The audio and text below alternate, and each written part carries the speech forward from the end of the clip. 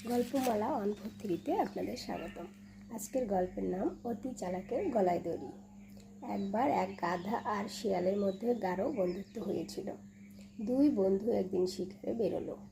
কিছু দূর যাবার পর সামনে এক সিংহ দেখতে পেয়ে বিপদ বুঝে শিয়ালটা নিজেকে বাঁচবার জন্য সিংহের একেবারে কাছে গিয়ে বলল, মহারাজাধিরাজ, যদি কিছু মনে না করেন তাহলে একটা কথা বলি। তবে কথা দিতে হবে আমাকে ছেড়ে দিবেন।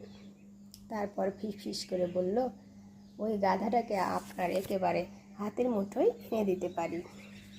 সিংহ বলল, বেশ তো, তাই হবে, কথা দিচ্ছি আমি।